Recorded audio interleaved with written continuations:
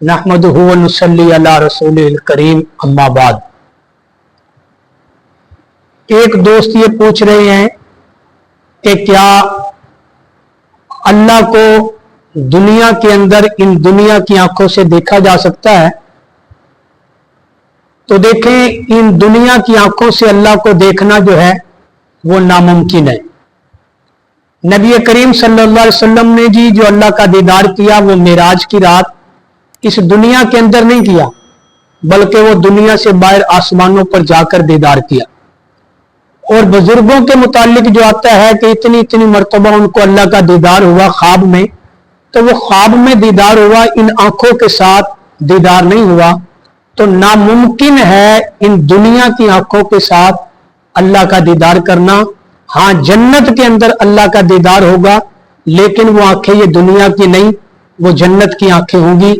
हजरत अली रजी अल्लाह तआला अन्हु से किसी ने पूछा कि आप मुझे अल्लाह को दिखाएं, आप कहते हैं अल्लाह मौजूद है।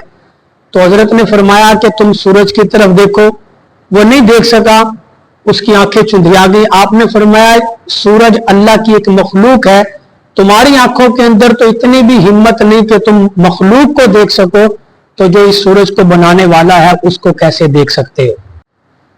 एक दोस्त ये सवाल पूछ रहे हैं कि ईमान की बुलंदी हमें किस तरह हासिल हो सकती है?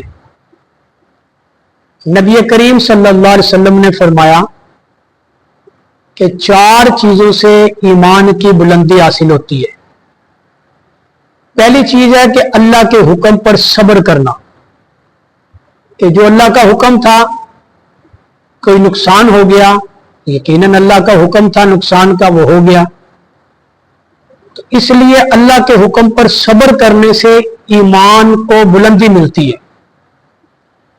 दूसरी चीज आपने इरशाद फरमाई तकदीर पर राजी रहना, कि अल्लाह ने जो चीज मुकद्दर में लिखी है, थोड़ी है ज्यादा है, खुशी है गमी है, उस पर राजी रहना कि मेरे रब ने मेरे मुकद्दर में ये खुशी लिखी थी, ये गम लिखा था, ये दुख लिखा था, ये बीमारी लिखी थी।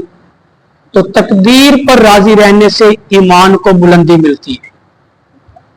और तीसरी चीज जो आप सल्लल्लाहु अलैहि वसल्लम ने बयान फरमाई वो इखलास है। इखलास कि इखलास के साथ जो है वो अल्लाह पर भरोसा रखना, अल्लाह पर तवक्कुल रखना।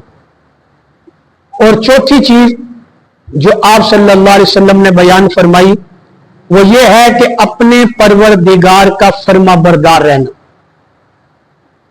कि जो रब ने हुक्म दिया उसकी फर्मा बरदारी इताअत गुजारी करता रहे।